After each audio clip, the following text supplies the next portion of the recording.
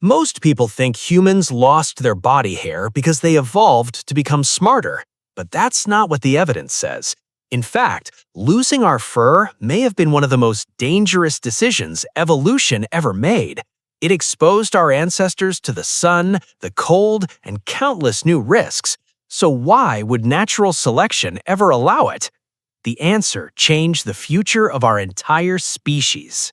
To understand why humans lost their body hair, we have to go back nearly 2 million years to Africa. At the time, our ancestors looked very different from us. They were shorter, their brains were much smaller, and unlike modern humans, they were almost certainly covered in thick body hair, much like chimpanzees and gorillas today. That fur had always been an advantage. It protected the skin from harsh sunlight, helped keep the body warm during cold nights, and acted as a barrier against scratches and insects. For millions of years, it had worked perfectly well. Evolution rarely throws away something useful without gaining something even more valuable in return. So what changed? The biggest clue wasn't found in fossils, it was found in the environment itself. Around this time, Africa was becoming drier. Dense forests slowly gave way to open grasslands. Instead of living beneath the shade of trees, our ancestors spent more time walking across wide, sunlit landscapes where temperatures could become dangerously high. At first glance, thicker fur seems like it would protect against the sun, but there's a hidden problem. Every step your muscles take produces heat. The longer you move, the hotter your body becomes. If that heat cannot escape, your internal organs begin to fail.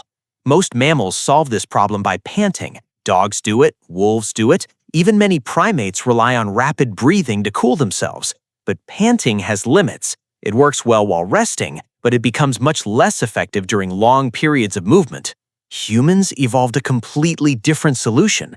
Instead of cooling through the mouth, our ancestors gradually developed millions of sweat glands across nearly every part of their bodies. When sweat evaporates, it carries heat away from the skin, creating one of the most efficient cooling systems found in any mammal. But there was a catch. Sweat only works well when it can evaporate freely.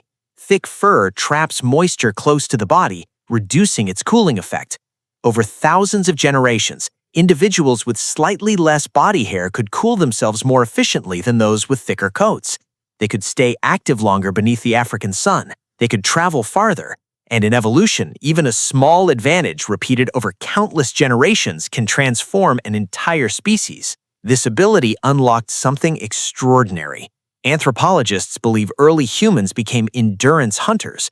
Instead of chasing prey with bursts of speed like lions or cheetahs, they simply kept moving. An antelope can sprint much faster than a human, but after several kilometers under intense heat, its body begins to overheat.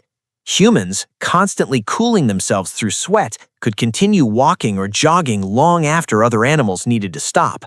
Eventually, exhausted prey would collapse from heat stress, while the hunters were still able to continue. Very few animals on Earth can hunt this way, and without efficient cooling, humans almost certainly couldn't either. But overheating wasn't the only problem evolution was trying to solve. Our ancestors also faced another enemy, one so small they couldn't even see it. Parasites. Ticks, fleas, and lice thrive in dense fur. These tiny organisms don't just cause irritation, they spread diseases, weaken the body, and reduce survival. Some evolutionary biologists suggest that individuals with less body hair carried fewer parasites, making them healthier and more likely to survive long enough to have children. There's another fascinating clue hidden inside the human body. Although we appear almost hairless, we actually have roughly the same number of hair follicles as chimpanzees. The difference isn't how many hairs we grow, it's the type of hair we produce. Most of our bodies are covered with tiny, nearly invisible hairs called vellus hairs, while our closest relatives grow thick terminal hairs across almost their entire bodies. In other words, humans didn't completely lose fur, we changed it. That small distinction tells scientists that evolution didn't simply erase our fur overnight. It slowly modified it over hundreds of thousands of years, balancing protection with efficient cooling. And even today, that ancient trade-off still shapes our daily lives. We sweat more than almost any other mammal. We rely on clothing for warmth instead of fur. We need sunscreen to protect skin that our ancestors once covered naturally. Every summer afternoon and every winter jacket quietly remind us that evolution chose a very different path for humans than for almost every other animal. But there's one question scientists still haven't completely answered. If losing body hair was such a powerful advantage, why didn't every mammal evolve the same way? After all, horses run long distances. Wolves travel for hours. Many animals live in hot environments, yet almost all of them kept their fur. The answer lies in something uniquely human. Most mammals are built around speed. They escape predators by sprinting or ambushing prey in short bursts. Humans evolved for something different: persistence. Our ancestors weren't the fastest animals on the savannah. They weren't the strongest either. They couldn't outrun a zebra or overpower a buffalo. What they could do was keep moving, hour after hour, under the blazing African sun. That combination of efficient sweating, upright walking, and incredible endurance created a survival strategy unlike anything else in nature. Researchers studying modern endurance athletes have found that trained humans can regulate body temperature remarkably well during prolonged exercise, especially when sweating remains effective. It's one reason ultra-distance runners can continue moving in conditions that would force many other mammals to stop and recover. But body hair wasn't disappearing only because of movement. It may also have changed the way humans interacted with each other. One influential hypothesis, proposed by biologist Mark Pagel and others, suggests that as our ancestors became less hairy, healthy skin became easier to see. Cuts, rashes, infections, and parasites could no longer hide beneath a thick coat of fur. In other words, skin became a visible signal of health. Individuals with clearer, healthier skin may have appeared to be better mates, gradually influencing sexual selection alongside natural selection. While this idea remains debated, it highlights an important point about evolution. Rarely does one single explanation tell the entire story. Instead, multiple small pressures often work together over thousands of generations, slowly pushing a species in a new direction. There's another piece of evidence hidden before we're even born.